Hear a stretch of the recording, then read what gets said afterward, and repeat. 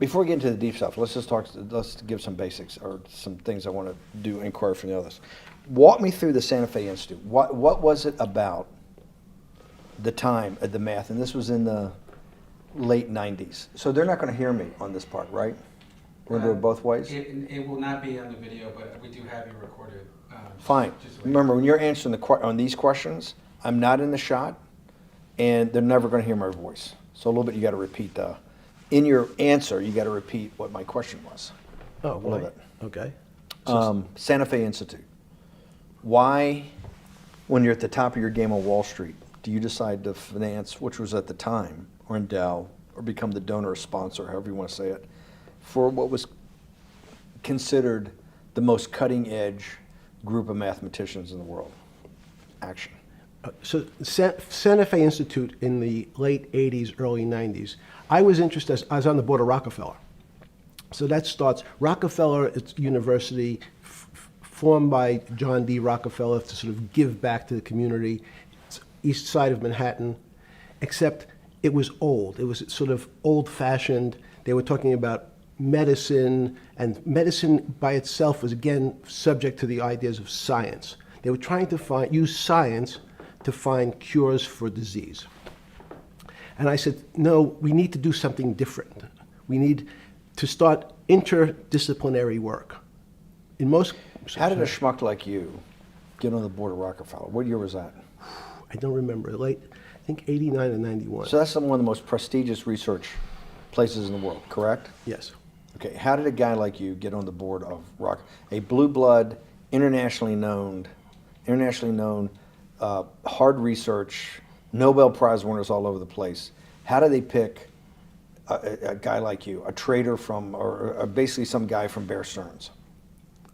Good question. So I was asked to be on the board of Rockefeller, and I think it was, I was on the board of Rockefeller, there was a money manager who said, Rockefeller needs someone with financial expertise because the university is growing and there's lots of new things. You have to, again, we go back to the original discussion the last time.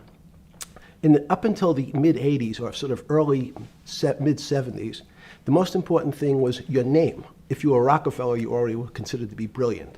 If you were head of General Motors, it was your reputation. It was who you knew, who your family was, what was your character. And then in the mid-'70s, basically, if you remember, you probably had a calculator. It was very advanced in those days to have a Texas Instrument calculator, where it could, by putting in the numbers, it would multiply for you to do square roots. And that was the first, and everyone who had a calculator was already advanced on Wall Street.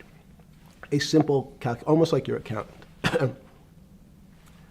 The most important parts of business were really now going to calculations. So it's not only mathematics, but it's things that could be calculated.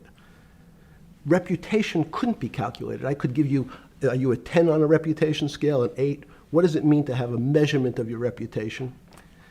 We'll get to that later. But places like Rockefeller needed someone to say, look, we're entering a different world where numbers and the numbers of companies, portfolio management was going to be balanced, it was going to be statistical. Jeffrey, could you come on the board? Potentially sit on the finance committee, Nancy Kissinger and a bunch of other people. And David Rockefeller and I got along very well. He was this unbelievable human being. Respectful to everyone. He introduced his driver as his colleague, not his driver. He would never say, this is my driver. He said, it's my colleague. And David started to explain to me world politics. So David would say, Jeffrey, money is going to be sort of the most important things. People don't understand money. You seem to have this knack for money. I said to David, tell me about your life. What was the worst and the best part of your life? So David said, when I grew up, everyone knew I was a Rockefeller. They didn't know that my father told me he would not leave me a dime. No money. But every time we went out to eat, me and my 5 friends at school, they would leave me the bill. They would expect me to pick up the check because I was a Rockefeller. And he said, I was chairman of Chase Bank. And he said, I remember like it was yesterday, one of the headlines in Time magazine said, David, please fire yourself. So he thought that there was a world that existed that would be a combination of both politics and business and leadership. What do I mean? He formed something called the Trilateral Commission. The Trilateral Commission is some spooky stuff. People said it was something, the Illuminati, there's some mystery about it, people that ran the world. It was politicians, but David said most countries, the politicians get elected for 4 years or 8 years, separate from the royal families in England or in the Middle East. Someone's there for 4 years and then they're not there anymore. The most important people to have stability and consistency would be businessmen. So he formed this Trilateral Commission of businessmen and politicians from 3 major continents. So it was the North Americans, the Europeans, and the Asians. So he said to me, would you like to be on the Trilateral Commission? Now, I was 30 years old, 32 years old. I said, great. And he said, well, you have to fill out this application so they have your bio. And I looked at the list of people, and it was Bill Clinton, former president of the United States, Paul Volcker, every great leader in America, the Asians, the Japanese, and with a very long description of their history. And they asked me to fill in what I would like to have written. And I wrote Jeffrey Epstein, comma, just a good kid, which I thought was funny, nobody else did. So in answer to your question, at that time I recognized around the world that monies and currencies were not really well understood. But again, it was only numbers. So numbers, and I'll get to the fact that it was bad thinking. Numbers are very good. Are most people that you meet, even on the Trilateral Commission, when you meet most people, do you find most leaders financially illiterate, economically illiterate? Most political leaders don't come out of a background of finance. Most political leaders come out of a background of being popular. So in some of the countries, in some of the African countries, for example, they might have been a military person. They were a general. In some of the African countries, they might have been a disc jockey. Or in our country, they would have been an actor. The knowledge of money they don't have expertise, they have no degrees in finance. They really, and this is one of the major problems, their expertise, if they have any financial knowledge, is of their own checking account or bank account and filling in their own taxes. So many world leaders who don't really have a financial underpinning make fundamental errors when it comes to money on a country or institutional level. Let me give you an example. If you, Mr. Bannon, if I said your assets increased last year, you'd say, that sounds pretty good. And I'd say, what does that mean to you? You'd say, well, I have more money. I guess I'm wealthier.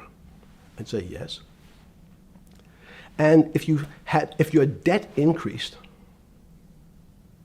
would you feel wealthier or poorer? You'd say, well, I don't want to have increased debt. I don't like the idea of that sound, increased debt. Now, that and world leaders understand when their assets go up, they feel better. However, institutions like banks, things that people don't really understand are financial underpinnings of banks. When I say your bank, Mr. Bannon, you have the Bannon Bank, you doubled your assets. Sounds good, but what does it really mean? It means people owe you more money. You don't have any more money. What? Yeah. A bank's assets are how much it is owed by other people. That's crazy. So if the bank goes from $2 billion of assets to $10 billion, it means people owe it an additional $8 billion, but their assets have gone up. So the terminology of assets and liabilities is different for banks. It's not natural. And what most people, and you ask questions about world leaders, there's many people, I think your old boss Mercer understood, there's a fundamental part of money which is called fractionalized banking. And fractionalized banking is something that finance people understand, and the people on the street, and when I say people on the street, that's where I was when I started on Wall Street, would find it impossible to believe. Impossible. Why? Bannon Bank, I give you $1, just one single dollar. In our system of banking, I would say, okay, Steve, I gave you $1. How much could you lend out to your friends? And your natural reaction would be probably something less than $1 because I want to keep something in my pocket. The way our system works is if you as a bank are holding my dollar, you can lend out an additional $8 or $9. No, it's impossible. I only have $1, Jeffrey. We have something called fractionalized reserves, which is if you have 1, you can lend out 9. That's the way our system works. And so not only do world leaders not understand banking, but the man on the street, my father who worked in the park department, it would be beyond his imagination that people could lend out more money than they actually had in their pocket. Next question. But how did this, in understanding that, when you get on something like the Trilateral Commission, you're on the board at Rockefeller, which is the most advanced research. You get brought into the Trilateral, which is the elite of the elite. How, since you're only at that time 30-something years old. 8 years from teaching at Dalton, right? You're a Dalton. No, 10 years. 10 years right. teaching at Dalton. Yes. Walk us through. I mean, put us in the room. Walk me through exactly what it felt like. What it felt like being on the board at Rockefeller. We got these Nobel laureates, and you're sitting there making decisions, and you start to meet these people at Rockefeller. Now you start to meet these people at the Trilateral Commission. What did it feel like? It's a great question. So what did it feel That's like? what I'm in the business of asking. Yeah. What did it feel like meeting some of these people like Kissinger or Rockefeller? And those were two extraordinary people. But in general, I think the question, the people on Wall Street, I tell the story, the first day, one of the first days when I was in Wall Street, someone said to me, would you like to buy ATV? And I was looking in the brochure and I couldn't figure out what stock had a symbol of ATV. And when I finally said, well, I can't find it. And they said, what's the matter with you? Do you want to buy ATV? Which is, he was selling hot televisions, stolen televisions from the floor of the American Stock Exchange, referred to in common parlance as the televisions fell off the truck. So I knew what that phrase meant from Coney Island. But what I found was most people, be it in business, in normal life, or in the world leaders, don't really understand money. It is something they think about. They have a sense of what it is. They certainly want more of it. But they also make statements like, we want more money, but we don't want more debt, which just shows a misunderstanding of what money at its core really is. So most people don't, they want to make it, they want to save it, but to understand it intimately is not a normal characteristic. At the first Trilateral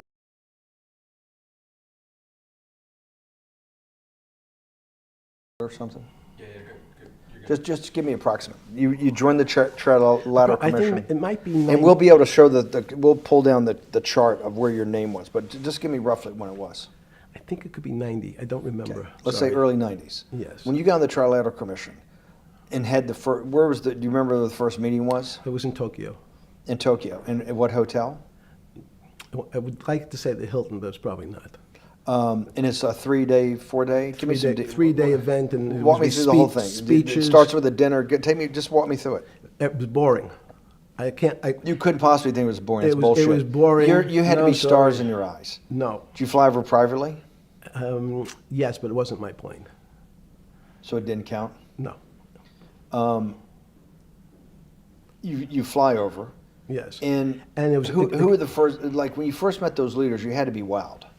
No. You're 10 years out of Coney Island. No, I'm not wowed by people of position. I'm wowed by people of great ideas. And I don't care if it's the bus driver. I don't care if it's the student I had who has teeth coming out in Well, every these guys direction. have to have great ideas. They're the leaders of the three great continents of the world: North America, Europe, and Japan. No, many of these world leaders become world leaders because they're popular and they were able to get votes or they were able to convince people to vote for them. I learned later. Many of them were just good at what they did in terms of politics. Remember, world leaders are politicians in general. They're not scientists, they're not intellectuals, they're not great thinkers, they're great politicians. At the first Trilateral Commission meeting that you remember in Tokyo, sometime in the early 90s, do you remember what were the big issues of the day that they were talking about, and what did you think about it? Yeah, in fact, it was funny because they were talking about inflation, and they were worried that what would happen, how do you control inflation? And as a mathematician, I didn't understand the concept. I don't understand the concept today. How's that possible?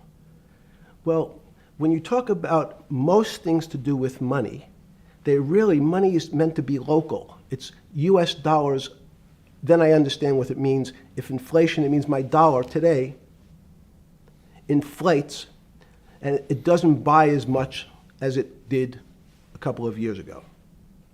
The prices go up. It seems that everything is great, but in fact my dollar is shrinking in value. If you, and you're the financial genius here. I'm just a lowly M&A guy. Sure. If you let me finish the thought. Go ahead. So if you're in America, you can feel inflation. Your salary's gone up, but you can't buy the same car. In fact, it starts to feel weird because the value. That's why I wanted to ask the question then. This is my point. Sure. The people who live and breathe this, the central banks, have been haunted by the specter of inflation since the late 70s. Yes. First off, tell our audience, how did that happen? The two great financial events in the 20th century, I'm not going to get to the 21st, were the great inflation in Europe after World War I, the Great Depression, the hyperinflation in Germany that led to the rise of Hitler, and then this inflation in the mid-70s. Before you go to explain inflation, why is the specter of inflation always the central thing in central bankers' minds? Because it goes back to the first concept I said, the weird concept of fractionalized reserves. The system is not well understood. And most systems, in fact, are not well understood. We don't know how our digestive system. Stop. This is I impossible. understand. This is impossible. The world banking system, the world currency system, the world monetary system Yes. has to be so well understood by the Greenspans of the world and the Bernankes of the world and you, right? The currency traders, the guys making billion-dollar bets every day. The legendary guy on Wall Street in the late 90s, Salomon Brothers. Lou Ranieri? No, the guy that wrote the money. Michael Lewis? Liar's Poker? Yeah, Liar's Poker. Who's that about? That great trader. Lou Ranieri. No, it wasn't Lou, the guy that ran the desk. That eventually ran the hedge fund that went long-term capital. Yes, I don't remember. Who's the guy? I want to say, I don't remember. I'm sorry. Lou Ranieri is big, but Yes. those guys have to understand the system perfectly. No, they don't understand the system. They understand the local part of the system.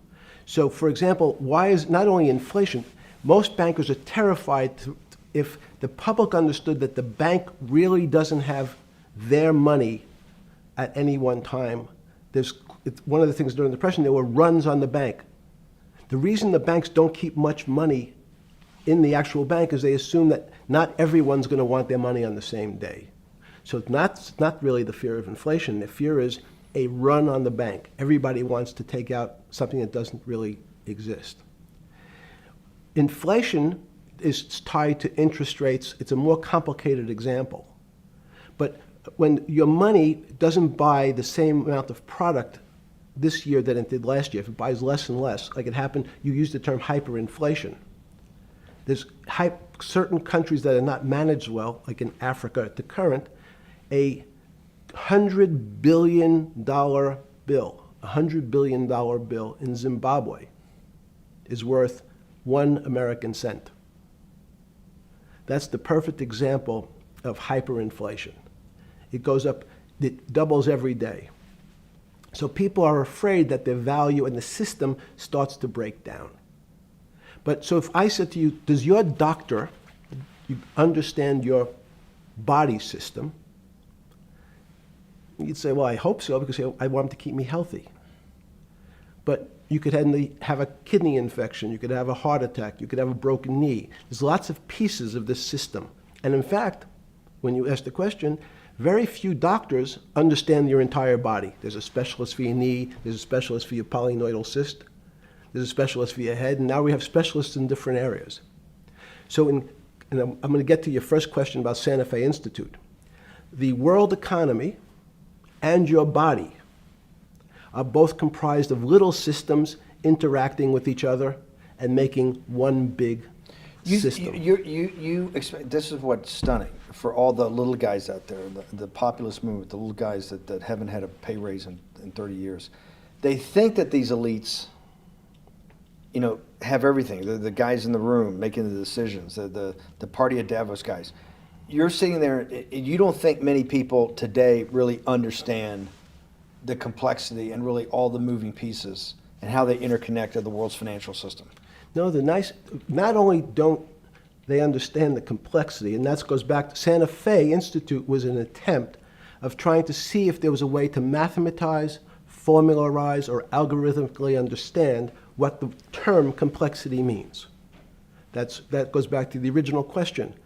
Complex systems are complex by definition. But there's not necessarily, it's not one level of complexity. As we might say, well, our fingers are complex, the movements, the muscles of our hands. But it's not as complex as the blood system. Now I have a circulatory system. I have systems on top of systems. So that there's no one group of or person that really understands the way the body works. There's no one group that understands the way the financial systems work. You might understand U.S. bond market. Now, you've asked about the trade of long-term capital. That was a bond fund, very small part of this very complex system. So the goal of the Santa Fe Institute was to see, is there a way to get in, somehow understand how complex systems interact? Fast forward, Steve, to today, where Google and these other engine companies, the other tech companies, are trying to build artificial intelligence. The strangest thing that they've found, one of the strangest things, is that the systems that they design, this artificial intelligence, which a lot of people have heard about, is they design a bunch of systems. They're called neural nets. Terms simply taken out of brain work, neurons in the brain. Nets because they actually look like a net. They put in some inputs. The computers work, spit out an answer. Sounds normal to you. It's because you're thinking about that calculator you had in 1976 on your desk. When you ask the person who designed the system, how did it come to that answer? How did your neural net, can you show me the calculations? They say, no, we don't know. We don't know how the thing we designed actually came up with that answer. That's pretty strange. They take the same neural net now, and they put it in front of a video game. No learning, nothing. They said, to the computer, they say, sit in front of your video game and learn how to play. It seems the computer learns better than any human in history, faster than any human in history, beats any human in history, but when you ask the designer how did it do it, no one knows. It just did it. So that's the first little touch of things that we already have gotten to a place where we don't understand it, and we built it. On Sunday afternoon, September 14th, 2008, where were you? Sorry? It was the night they put Lehman Brothers in bankruptcy in London. I was in jail. Seriously. Yes. So the financial crisis of 2008 happened when you were in jail? Yes. Oh, this is going to be so amazing. This is going to be so amazing. I take it you didn't have your Wall Street Journal dropped off to you in the morning, your Financial Times. No. How did you hear about how did you hear about, because I want I forgot about this, but yes. I'm trying to get, this is going to be amazing. This is, let's go back and do that again. Sunday afternoon, because I want to find out about people, the geniuses understanding the complexity of the financial system. Because I think the best example we have is the financial crisis, the crash of 2008. Sunday afternoon, September 14th, I think it was, 2008, is when they were working feverishly in Midtown Manhattan at the Lehman Brothers offices and at various law firms around town, and with the Secretary of Treasury and the Federal Reserve, what they're going to do with Lehman. They decided they weren't going to save it. And so they prepared to put it into bankruptcy at the open of the market in London the next day. How did you hear about what was going to happen to Lehman Brothers, and what did you immediately think when you heard they was going to be put into bankruptcy? I'm glad you asked that question. I was in solitary confinement September 14th. And again, some of the public stories about the wonderful time I had in jail and my work release, which didn't come till months after. I'd been there since June in an 8x10 cell with a bed in the back, a 6-foot bed in the back, a chrome sink with a toilet attached to it, and a little piece of metal sticking out that was supposed to act as a table. Now, since I was in jail, there were no books. Why? There's no library. No library, but you're in jail. No, I was in jail, not prison. So in jail, I was in a place which is called the Special Housing Unit, which is for the roughest, toughest, meanest people. They had put me there, they said, for my own protection. So I was in a 8x10 cell with a little slit in the door where they would serve my food on a tray about 9 inches by 4 inches. And then as soon as I finished eating, they would take the tray and close it down. And one of the guards said, do you understand there's Wall Street's crashing. I'm worried about my pension fund. What should I do? And I said, sorry, Wall Street's crashing? What's happened? And he said, there's some crisis and some companies are going bankrupt. I said, are you sure? And he said, yeah, it's all over the papers. We're all terrified we're going to lose our life savings because we have either a 401k or our pension funds. We don't know anything about money. Mr. Epstein, can you tell us, like, what's going on? Am I going to be able to afford my children's education? Am I going to be bankrupt like this company called Lehman Brothers? And there's another company in the front page today called Bear Stearns. Oh, no, I said. Why? Because that's the company I was a partner in. And in fact, that was a company I had a very large investment in. So, as a great story, I didn't have my Wall Street Journal, but in the early mornings, you're allowed to make 2 phone calls, collect. And when you pick up the phone, you can dial a number, and when the person picks up, they say, you're getting a call from the Palm Beach County Jail. Will you accept reverse charges? And the person either says yes, and the call goes through, or the person says no.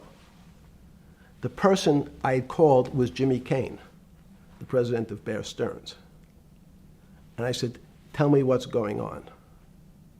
And so that my knowledge of the financial crisis happened with Jimmy, who was at the center of the storm, telling me about what Lehman had gone under, and they were trying to figure out a way, should they bail out Bear Stearns? Did it strike you at the time of the mess you had made of your life to be in a situation that you're one of the greatest financial minds in the world, looked at by world leaders and asked your thinking by the most prominent and important people in the world, and here you are in solitary confinement. You got to make a collect call to somebody. Did it strike you at the time how all the threads of your life had come together and put you in a position, or you had put yourself in that position? No. So it never struck you when you had to make one of your 50% of your collect calls that day, you call the president or the head of the CEO of Bear Stearns. The biggest financial event in your life is taking place, of which one, every important person in the world would be seeking your opinion. Number two would be a once in a lifetime opportunity to apply your craft. Number three, it would be a once in a lifetime opportunity to make money if you were smart, and obviously you're smart. You're telling me here, truthfully, that it never hit you at all of how you'd ended up in a place where you had to make a collect phone call from a jail cell that was 6x9 with a steel bed and your food being passed into a slot. The question you want to ask is, who was the other call to? Okay. Who was the other call to? The other call was to my friend at J.P. Morgan, who was then, I didn't know it at the time, trying to buy Bear Stearns. So at one point, I had two phones. It was difficult because they're afraid people are going to hang themselves with the phone cord. So they don't actually come together and they're pretty short. So I was actually going between two phones talking to Bear Stearns and J.P. Morgan at the same time. So I found it amusing. And it never struck you about how to end up in a situation like this? No, that would be probably means I would be too self-aware. You can't possibly expect me to believe this. I know. I don't believe it. It's no. Even It can't as be- a- it can't- You're telling me that and during that day, you never had a moment. You sat there and go, "What the fuck have I done with my life? That I'm in a 6x9 jail cell when I should be on a trading desk, or I should be in my $250 million, greatest townhouse in New York City, taking calls from the king of Saudi Arabia, the president of China, the head of Russia, the president of the United States, to save the world's population from a financial debacle." You honestly expect me to believe that never happened? You're suggesting I was sort of somewhat depressed, and how could this happen to me? I'm not saying depressed. I'm saying a moment of awareness of how could I get myself into this situation. No, I would just say how strange that this happens. Just, it's strange. I'm wearing a jumpsuit and flip-flops. What given color to was me. the jumpsuit? Brown. Brown, Brown jumpsuit. yes. I notice I don't see you in a lot of brown. No. Brown jumpsuit and flip-flops. Flip-flops, yes. With no access to books, no access to newspapers, No access to anything. You had lived on information. Except my Almond Joy bars. I had extra Almond Joy bars. Did you eat Almond Joy bars and things like that because you're afraid of what the cooks did to your food? Yes. Is that because of that you were in for the crimes that you were in for? No, it was just, in fact, I Is was... it because you're wealthy? Yes. How did you know that? Well, people would constantly come, if I was passing by or have to go for my medical, people would either ask to borrow money or make some other types of comments about... And In the beginning... what were the comments? At the beginning, what were the comments? It serves you fucking rich guys right that you're here next to me. There was nothing about your crimes. No. So all this rumor you hear all the time about people in prison that commit the type of crimes you commit, you're saying in your personal thing is not true. No. It was all because you were rich. Yes. And it was all because they wanted to borrow money. Or get advice. Yes. Where they get advice to Which go long. Yes, Are you telling me is this time to buy? You're telling me in solitary confinement they're interested in going long? Yeah. They want to know what What does that say stocks... about human nature? Well, what I think that people find, one of the reasons they wanted to keep me in solitary confinement was they're afraid that everybody would want to know which stocks to buy. But what happened was, after this crisis, now it's on the front page of every newspaper. I don't want to lose this day. Sorry. When you first heard that, was it Bear Stearns had been kicked into bankruptcy, 6 months before? No, this is the same time. This is part of the same deal. I thought no. Bear Stearns, they saved Bear Stearns and didn't save Lehman Brothers. That's right, it. they let 6 months Lehman- before they had bailed out Bear Stearns, but Bear Stearns was still a zombie, A shell of its former a self. former self. But they had quote unquote saved it. They admit. Why did they make the decision in your mind? Why did Hank Paulson and Bernanke what's this concept of moral hazard? Explain to the audience what moral hazard is, and why did they save Bear Stearns 6 months before, and why did the smartest guys in the room decide not to save Lehman Brothers? It's a good question. The real issue is I'd have to go back when you have these systems to the way your doctor responds to any type of emergency in your body. If they might decide to save your kidneys and let your gallbladder go because the gallbladder is less important to your overall system. If at that time, even it's not that long ago, the boogeyman was when said, well, what really happened? Jeffrey, what really happened? What is this financial crisis? And, some of the progressives and the right wing blame it on the banks. It was the banks' fault. And it's the fault of this very esoteric, unknown concept of derivatives.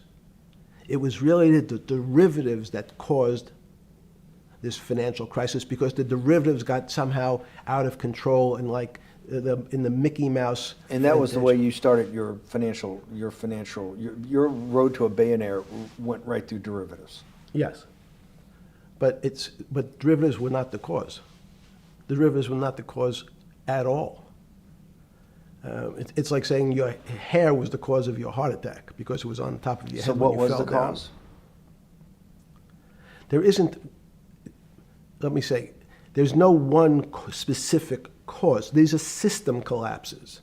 So many times when they have to make your death certificate, when you say, well, what did he die from? They'll say heart failure. But if you say, what was the cause of his heart failure? Well, he had low blood pressure, his sugar was high, he was diabetic, he had all these other problems. But you say, no, we need a word on your death certificate. Did he die from brain damage? Did he die from heart failure? That's the financial crisis. Many people said, well, what caused it? They wrote, like on its death certificate, derivatives. But derivatives are not a fundamental cause of anything. Was it Sunday or Monday? I take it was Monday morning when you made your two collect calls and you were talking to Bear Stearns on one hand and Morgan Stanley on the other. J.P. Morgan. J.P. Morgan. That was Monday morning. Did you, Jeffrey, being one of the financial geniuses in the world, did you understand what Lehman Brothers is going into bankruptcy, the domino effect, that by Thursday the financial system would be under such extremis that if it didn't have $1 trillion cash infusion in the United States, it might collapse? Did you know that at the time? Did you view that at the time? Yes. You did? Yeah. Why? Again, I don't want to bore you or the audience with the idea of it's a medical procedure, but you had system failures. So you'd recognize that if I said to you, did you realize when your father was on the ground and he was clutching his chest and he couldn't breathe, it was a bad situation, he could die. That's how I saw it. Did you immediately think about the commercial paper market? I mean, the mechanical triggers that actually you had to blow through these circuit boards. Did you know the circuits? Did you understand the circuits? Or did you have a concept of the circuits that were going to get blown through? Yes, but only because of an analogy to a body. And in fact, from my telephones against the wall with my little metal wires, because the next day I talked to another person in Washington about the issues of what I thought was happening, and I made the same discussion about the... They were at the Treasury Department? Yes. So in a 6x9 cell in... The phones were outside the cell. In Palm Beach County, California? West Palm Beach, Florida. West Palm Beach, Florida. This was your juice diet. West Palm Beach, Florida. West Palm Beach, Florida. West Palm Beach, Florida. You're making a call to Washington, D.C. to talk to some deputy secretary of Treasury. Someone in Treasury. Right. Someone in Treasury. Right. And that does not, the night before you go to bed, it doesn't dawn on you at all. You never have a moment of self-reflection that, how did I end up on this metal cot when I should be at the center of things? No, I had a telephone. So I've said, I can talk to, it makes no difference where I am, in fact. I'm still talking to the same person if I was at my home in Palm Beach. But I'm the here in difference is you're jail. home in Palm Beach. I can dial my That's a own phone. That's bullshit. No, but you can also make 1,000 phone calls. Here you got to make one, and he's got to take. Think the how much charges. better that was. I had to decide who was the right person to call. That was unusual for me, because I would have called 20 people And before. what was the advice you gave him? I said, you have a sick patient, and it's very much like a sick patient in the emergency room. You can't think about it like your car. People in normal walks of life think about money and things as a machine. And unfortunately, so if your car breaks, cars are always easy to fix. My jets, my cars, if it breaks, I know it can be fixed because it simply follows the same pattern. If this part breaks, you replace the part and the thing works again. People and the financial system are not machines. They can't be fixed the same way. You can't simply take out put some more juice into the commercial paper market, and that's like replacing the carburetor on the car. It's much more, I have a patient who can't breathe, has a stomach problem, can't see, looks bleeding at the same time. What do I do first? I have to think about it as a system. Where's the most logical place? What's the most dangerous place? If your heart stopped, we have to start your heart again. In the equivalent to the money market, why do I have to start your heart again? I need to get your blood flowing.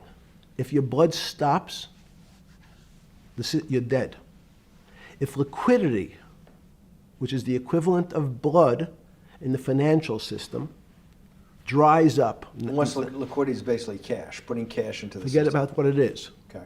Liquidity is liquidity. It allows the system, it's the blood of the system. You need to pump blood hard into the body of the economy to keep it flowing.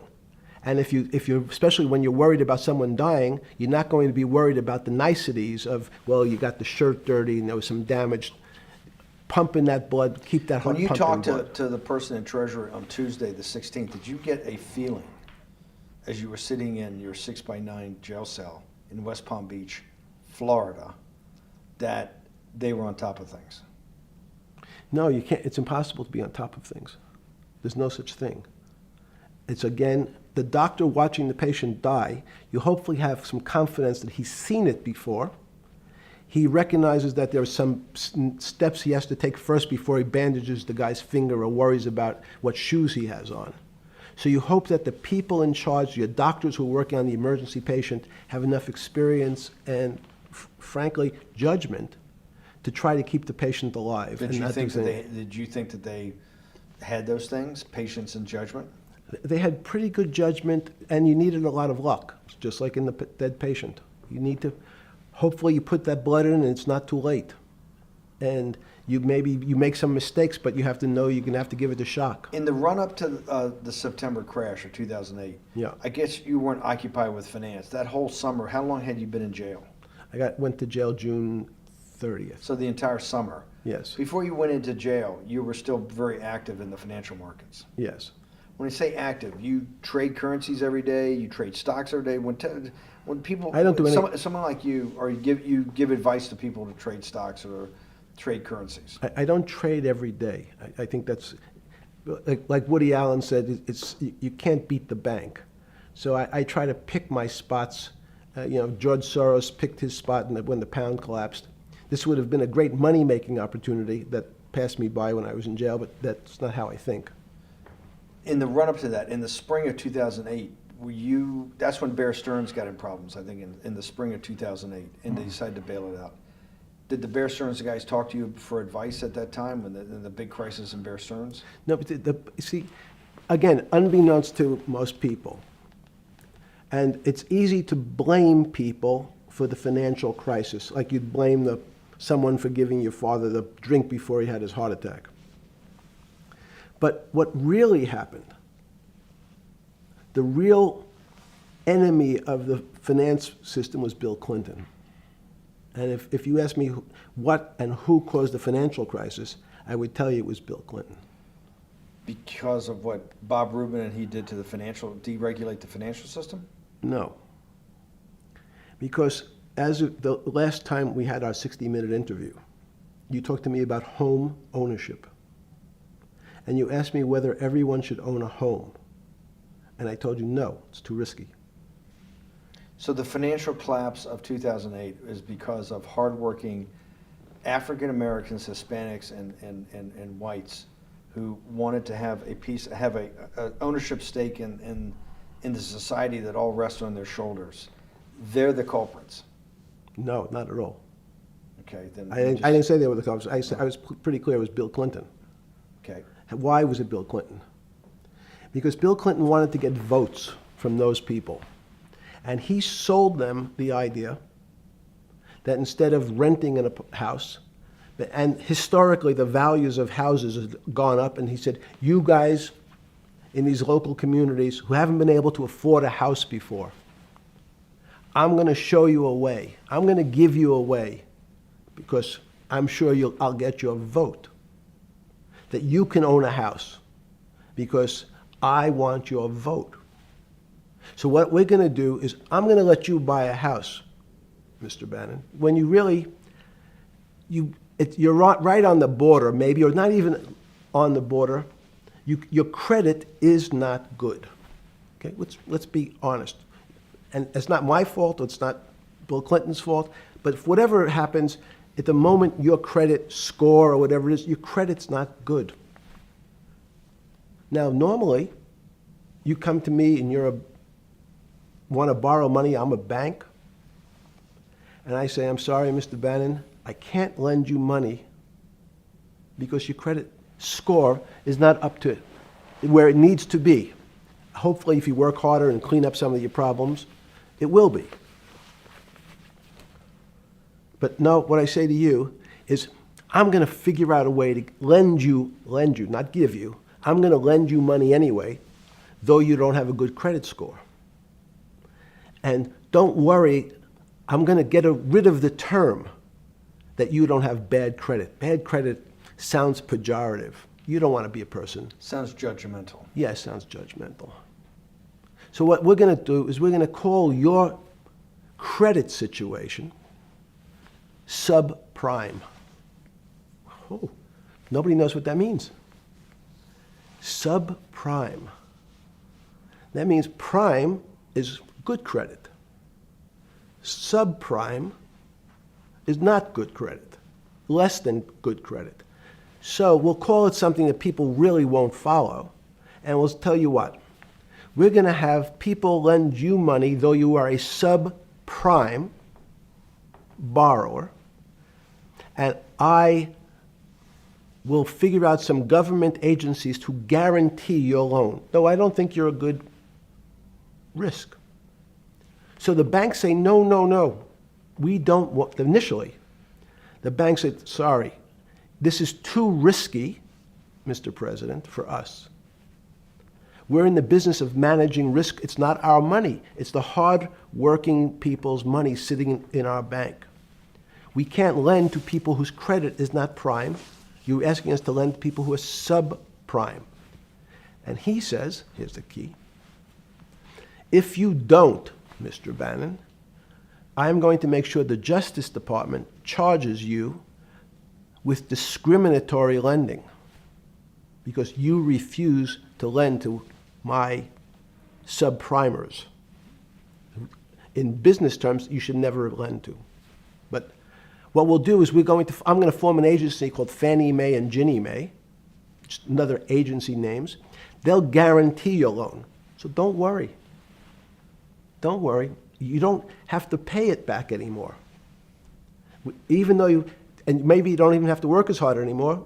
That's probably a harsh statement, but these players, these two big firms, Fannie Mae, will guarantee the fact that that bank will receive its money. Now, the bank says, wow, best deal in history. I refused to lend to Mr. Bannon, but now he has the big brother, his Uncle Sam. He went to his Uncle Sam, and Uncle Sam says, I'm guaranteeing it. The bank says, I want everybody. Give me as many people as you can give me, because Uncle Sam is the best credit in the world. Not only it's the United States government. We'll take it all. We'll take as much subprime as we can handle. because it's the best investment for the moment. It's a strange investment because it has politics that has inserted its way into the numbers. Politics doesn't belong in the markets, but now we're going to have, I want the votes, we'll make guarantees that you who can't get a house normally will be able to get a house from the bank. The bank says, this is the best deal in history. We will package 100, 300, 1,000 of you subprimers, and we'll sell it off to somebody else. And the whole system becomes mired in subprime mortgages. That's becomes the What do you issue. mean mired? There's just too Well- much supply, it's a supply-demand problem? You get too much supply? No, it's a very good question. What does too much supply mean? Well, then you get to people, go back to your first question to me, government leaders. Government leaders know if they're good, and they can do mathematics, they can balance their checkbooks. So certain people in Congress said, well, how do you value these subprime mortgages? The banks say, we've been valuing them the same way we've always valued them for the past 20 years. The accounting firms, there's something in this country called GAAP accounting, which is a standard type of accounting. And we account for them the same way we've always accounted for them. If we paid $1,000 for your mortgage last night, when we put it on our books today, we're going to say its value is $1,000. It makes sense. I paid for it what's its value? It's $1,000. That's what I paid for it last night. No. The Congress people said, that's not really a good answer, you know. That doesn't give us confidence that you know what you're doing. Because what happens if you have to sell it tomorrow morning? Something's happened and you have to sell it. Remember, there's kinds of stress tests. Would you be able to value it at what you paid for it the day before? And Wall Street says, that's not the way you can think about this. This is crazy. We always value things at the cost from the day before. And they changed the accounting method, in essence, to say not what it was worth yesterday, but if I have to sell, what would it be worth? That's impossible. So what happens is every bank now has to value something that they bought yesterday at lower than they paid. Never before in 20 years did they have to do this. So something they bought at 1,000, on their books was 1,000, is now 990. That starts to, you asked the question about what did I start to think about. Something's 1,000 and 990, this person now has to value it at 980. When did you first start to get nervous, understanding Bill Clinton in all this? Did you change glasses? Yes. Okay. I changed shirt. I saw that black. Are you okay with the? Yeah, great. I think we're going to have all kinds of changes. I'm experimenting. Okay. When did you get a feeling? Did you ever anticipate, before it happened, something like 2008 could happen? No. How could that be? Because it's the word, I can beat it to death, is that it's very much like would I anticipate I'll have a heart attack tomorrow? Unlikely. Was 2008 a heart attack or a stroke? Debilitating. It's a better, it was both. But why was it both? Because in fact, as I said, the blood was getting dried up in the system, and the head, which is sort of the central bank, wasn't working. So to some extent, it was a combination. It was a crisis. Did you see that building up over time? It's always been lurking in the background. I mean, if you have an older parent, would you say it's possible? Did you anticipate him having the heart attack today? No, you hope things are going to go better and maybe they'll fix it up. The system was getting too complex, and it wasn't based on derivatives, because what people keep forgetting, and as I was just explaining, Wall Street, and in many professions, including Wall Street makes it sound complicated. They don't want the little guy to understand what they do because they make so much money and they don't do very much. So they couch it in words like derivative and stock options and commodity futures and different types of contracts. It's all fairly, everyone is capable of understanding it. It is not complicated. But Wall Street, because they make so much money from doing fairly simple things, needs to make it more complicated than it really is. We had a very big recession in the early 90s based upon real estate and Japan basically imploding. Let's again, Okay. you had a recession in the 90s. I don't know what it's based upon. It's always interesting to look back and say, separate from there's certain triggers, like there, in the 70s there was a... What do you think it was based upon, the 90s downturn? It's clearly there was a huge downturn. No, I know there was a downturn. That's what I know for sure. I don't. That's a fact. That's all. Everything else is sort of speculation about why did he have that? I understand that, but Sorry. there's some speculation that has 0% probability of being true, and there's others that have 90%. In the range, when you look at the range of alternatives of what could have caused it in 90, and what I'm trying to do is get you all the way up to 2008. Look, you're the smartest guy in the room, right? You know that. Do you think there's anybody in the world today?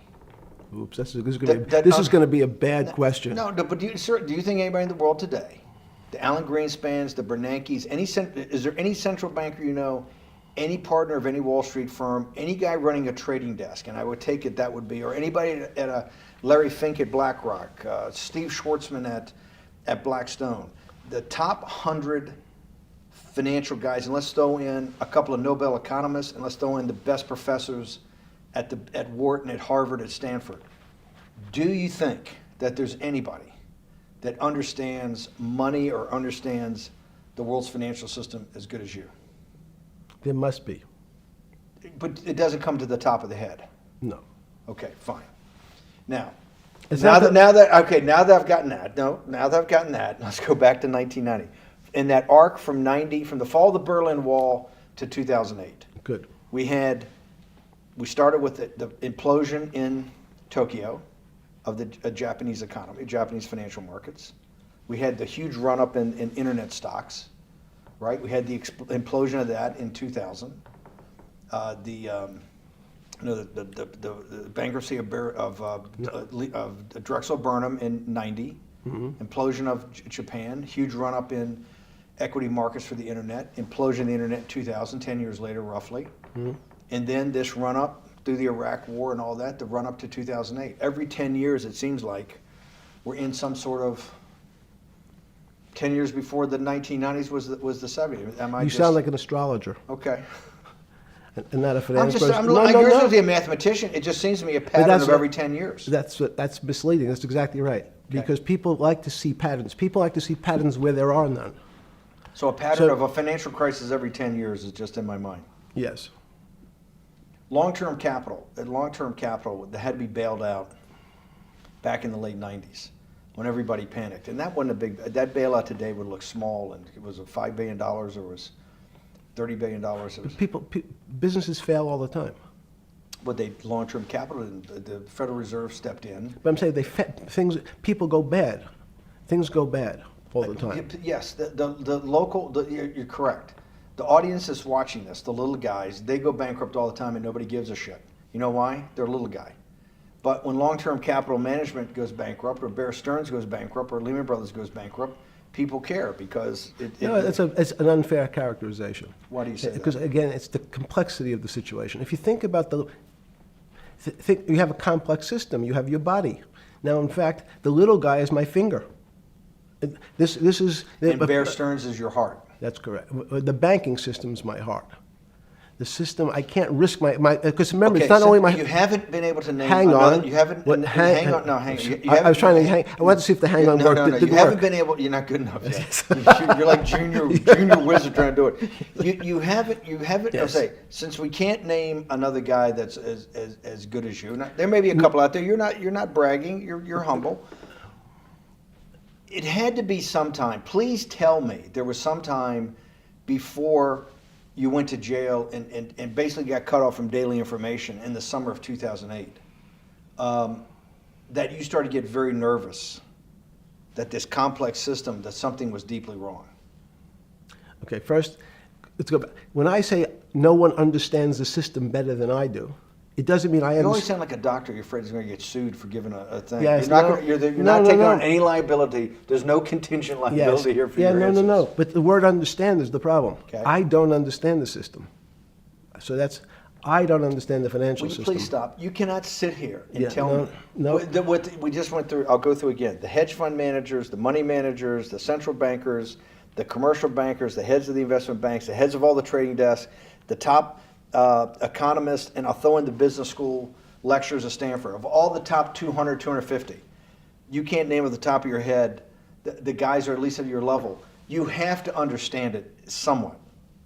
No. Sorry. We all don't understand it. No one understands it. It's a miracle. It's that's part of the problem. It's impossible to understand. That word understand simply means if this happens here, that will happen there. It's predictable. Understanding means it's predictable. It's not predictable. That's the problem. In complex systems, that was the fascination. Is there a way to tease out some level of predictability?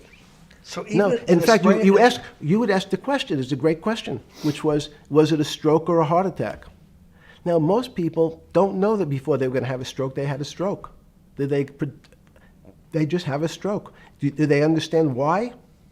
In hindsight, you go back and you can make lots of explanations. It might sound good, and if you're talking to the working man, you're using language that he'll never understand. It's complex, so he, just like going to his doctor, he says he has a gastrointestinal problem, or he has diverticulitis, as opposed to saying, you had a stomach ache, you ate bad food.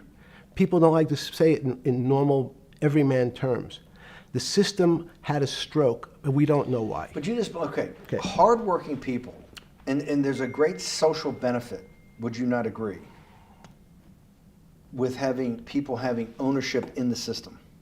When you say ownership in the system, it doesn't mean. Let's start over. Okay. Yeah. So flip Sorry. over your phone too, because Yes. I don't want anyone to see Yeah. on your phone. So maybe flip it down or something. Yeah. Yeah, who knows what the fuck comes up on that phone? That's correct. We don't want to send you. KSA. I can't not believe I've got the magic moment when you're in fucking prison or jail, wherever the fuck it is, It's in crazy. solitary. Now, there's a funny part to that we missed, which is So said. go ahead, tell it. The What's funny that? part is Yeah. what you asked me. Is there anything funnier than that? No, For black humor, it's I don't make any black comments. Sorry. You asked me what I was wearing. That's right. You're too wrapped up in the Me Too movement. Yes. So I was wearing a brown jumper and a brown pair of pants given to me by the jail with the word trustee on the back. Because you had qualified to be a trustee? Well, the funny part was it was spelled Trusty. So I wasn't really sure. I'd been a trustee in many different operations, but it was the first time it was actually printed on my back and spelled incorrectly. Probably had a higher level of being a trustee at that than you had at all the boards that you were trustees, right? Yes, right, because as the trustee meant you get two devices to clean your toilet as opposed to one. Yeah, but it also meant that you had some sort of personal fiduciary own responsibility for oneself, right? In the jail? You mean? Well, that's what being a trustee is. That's where they give you two. Yes, you get two cleaners. I was a trustee in the jail because I was able to teach some of the kids to help them get their GED.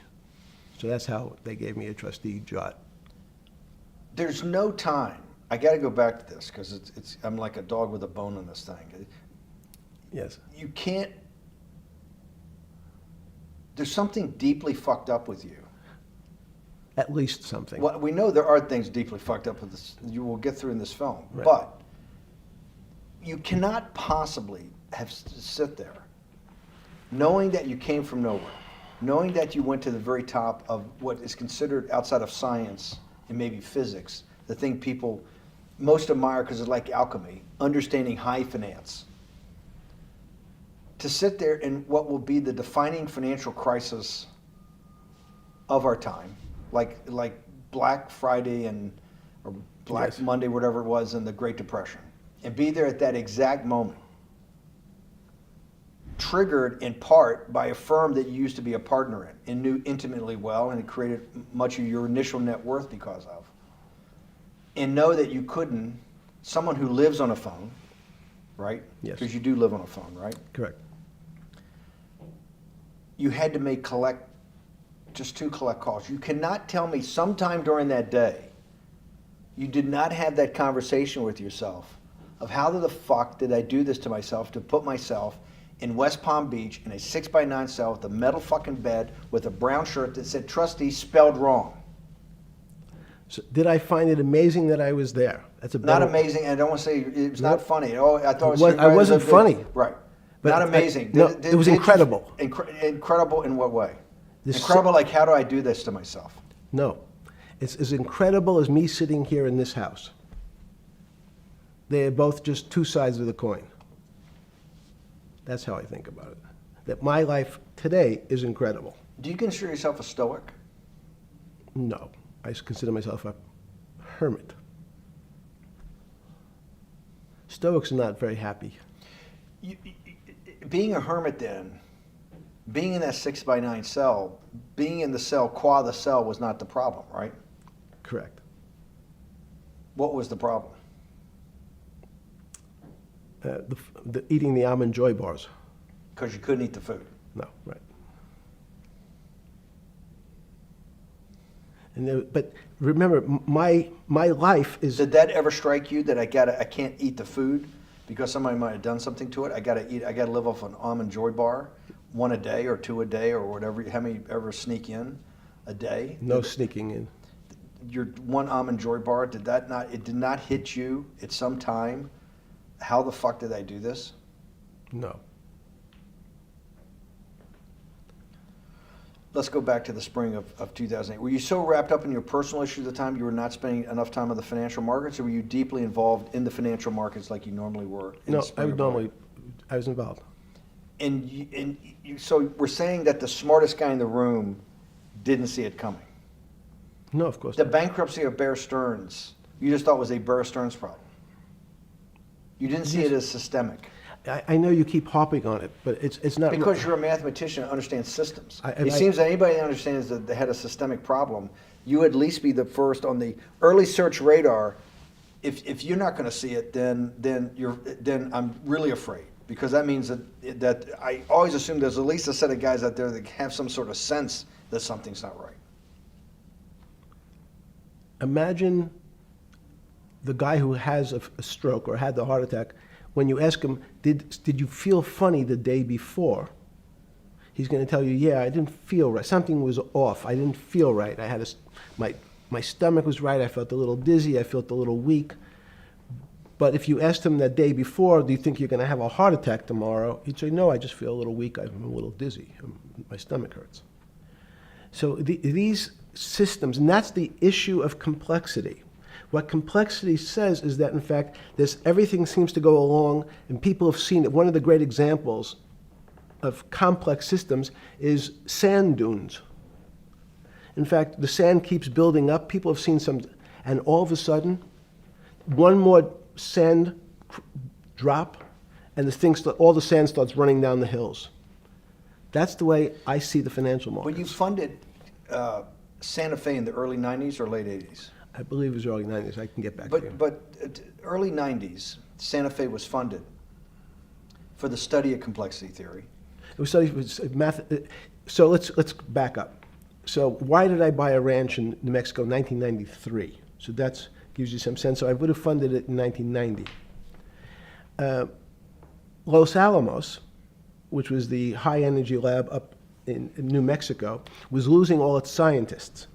In They were Los closing- Alamos, it was where Oppenheimer and where a lot of the nuclear weapons program, the bomb. That's where the original bomb. Manhattan Project. Manhattan Project Yes. was Yes, sir. as Los Alamos, and you bought your property out in New Mexico to be near that? Yes, because the scientists were going to be, they cut the funding for high energy physics. But the people who worked in Los Alamos would still be in the Santa Fe area. They cut that because this was the Cold War dividend, right? I don't remember exactly why. It was because, again, people thought that physics and high-energy physics really wasn't that important. Because that was about nuclear weapons. No, it was because they decided, which may be not right, this was the same time that Murray Gell-Mann came up with the term quark, Q-U-A-R-K. He picked it out of an old poem, the word quark. But it was mysterious. So they were starting to understand in the 90s that our world of the physics world, there was things that were just unexplainable. They called it strange things. You gave it a name. You gave it some characteristics. You called it had charm, was one of the terms. It had a charm. It had a flavor. It had a color. But nobody really, no one, Mr. Bannon, understood what it was. Just like the financial system. And you wanted to investigate that. I wanted to see if we could build tools so others smarter than me could help investigate it. And that was the beginning of your concept of the Santa Fe Institute. Yes. And Santa Fe Institute was founded to do study in this type of...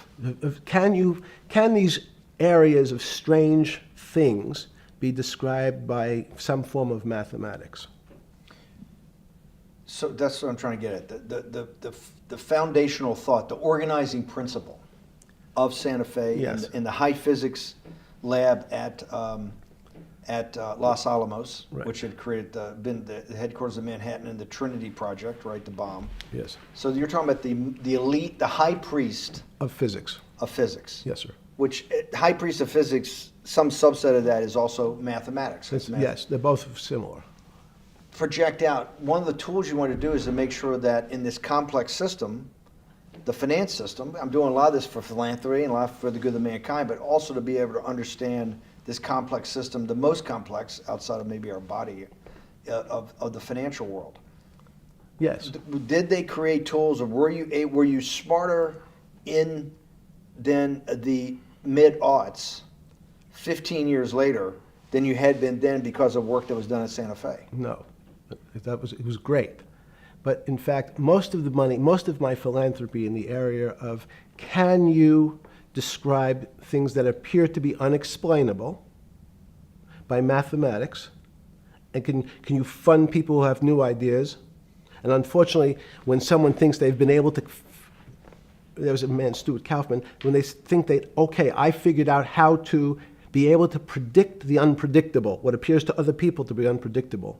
But my system, in those days it was called genetic algorithms, can predict what things will happen, and they all want to make money.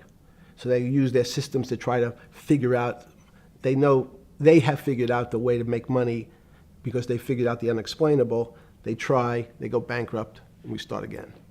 So with a cold view, what I've come to realize is that the attempt to mathematize, formularize, or what in your prior work, to understand what really is, in today's world, still unexplainable, is impossible. They're miracles.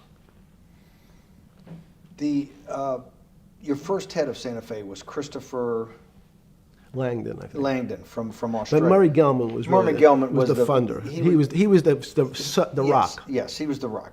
He was a Nobel Prize winner? Yes. Yes, and a wonderful guy. He came out and helped us with the Biosphere 2 project. He came with Chris Langdon. Yes. Chris Langdon was the operator, the day-to-day guy. Chris was doing artificial life. Right. Murray tried to lead his own artificial life. Yes. When Chris came to Biosphere 2 for the first big conference we had in 1994, he was one of the most impressive guys there among all the world's elite. Kew Gardens, the Lawrence Livermore lab, the labs at Sandia, all the major universities, Lamont Doherty, all the big Earth observatories, Woods Hole. What set Langdon apart, I thought, and the reason I invited Santa Fe to be part of it, was Langdon actually made a presentation that everything, and he was making this to scientists, a lot of marine biologists, a lot of people that are just beginning, Wally Broker and people who were just beginning the study of climate change, at that time called global warming. That he made this compelling presentation that everything's really mathematics. Yes. It's all just back to math. And you have to, all these experiments you do, you're not, one of the reasons they're not considered by the high priest in physics as being real experiments is that they don't have a mathematical basis to it, and everything has a mathematical basis to it. Langdon seemed like a radical visionary. What happened to that concept? You go back 350 years. So you have Isaac Newton, you have Leibniz. From move forward, you have people like Heisenberg and Gödel, and what every one of those mathematicians and philosophers came to understand is that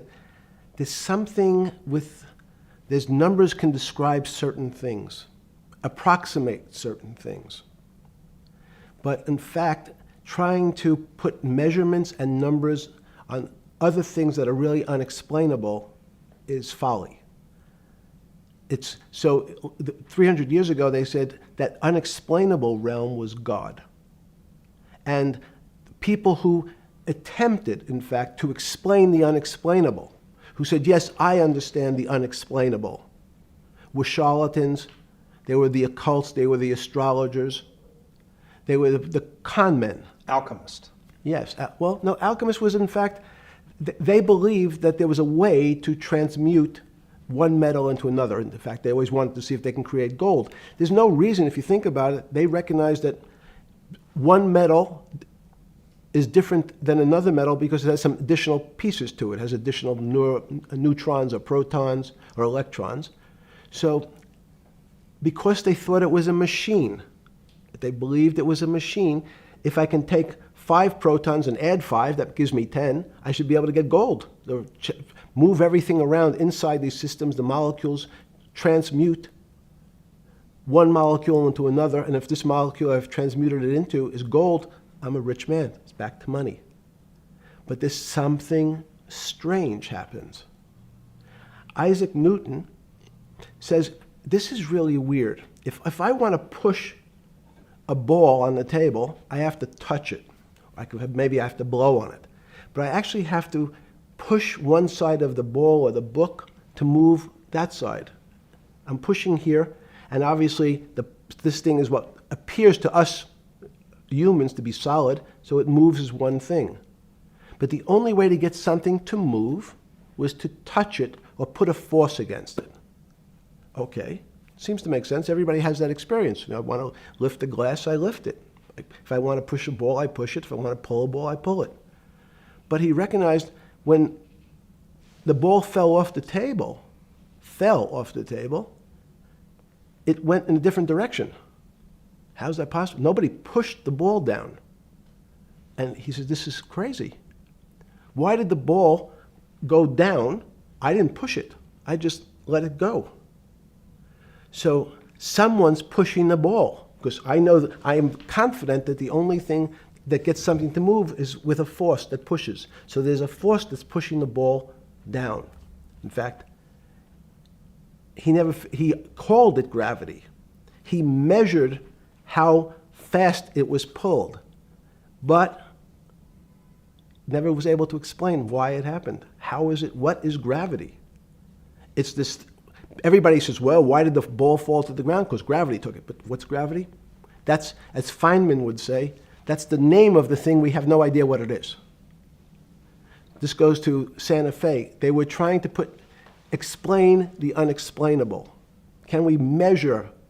Can we figure out a way to predict the stock markets using these types of chaos complexity? Before we get there, let's walk back through it. Let's go back to Newton.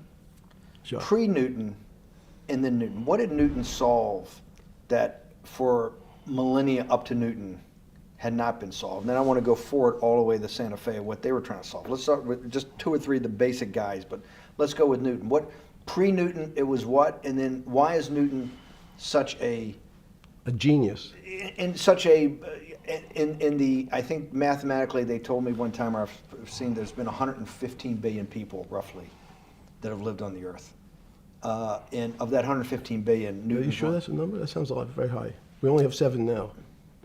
I think in the history of the earth, I think I'll pull up the stat for you, but I think it's 115 billion people. They figure That probably is inflation. That's why you have lived on Earth. But he's one of the handful of the most important. What did he solve for? Why is he so important for how we live today? And then we want to go through Leibniz and the other, 3 other major ones that get us to Santa Fe? Well, it's a long journey. This is the heart of what we're trying to do. Let me take a bit of a detour just Okay. a second. What if you went to high school and the last year in your high school, you took calculus? So Isaac Newton sort of invents calculus. Well, that sounds invents, mathematicians. To torture seniors in high school before they graduate. Yes, but obviously, no, yes, the answer is yes. Certain people could never do calculus. Why is it? Why is calculus why is that the dividing line between, to me, people who can handle that and can go on to do certain things, and people just hit the wall, even if they know math? It seems to me that that calculus is the thing that changes. It bridges. That's because it's about the theory of change and the theory of how things change. It's a great question. But in fact, what calculus does is it's somewhat philosophical. That's why mathematics Newton wasn't a mathematician, he was called a geometer. That's what they used to call themselves. They understood geometry and numbers. But there's an old conundrum where it says, during Pythagoras' days, Zeno's paradox it's called, where they said, well, if the wall is 2 feet away from me, and I take one step that's halfway to the wall, that'll be 1 foot away. And if I take another step that's half again, that'll be half a foot away, and then a quarter of a foot. I could walk forever but never touch the wall. Doesn't sound realistic, doesn't make any sense in our real lives of the physical. But what Newton understood is many problems were like that. Many things approached the wall, or in calculus, approached the limit, but never really reached it. So he said, it's okay, you don't have to reach it. We can do lots of the mathematics as if it was so close, it was almost there. And we could do lots of mathematics almost being at the limit. And this is really important, Steve, for today. Because most of the science up until today was things that are starting to approach the limit. You were taught in high school that if you had 1 divided by 0, if you remember your high school algebra, you were told, what's the answer to that? Is there an answer to 1 divided by 0? No, if you were in high school, I'd say, stay away from it. It's the boogeyman. You could write it down as it's undefined.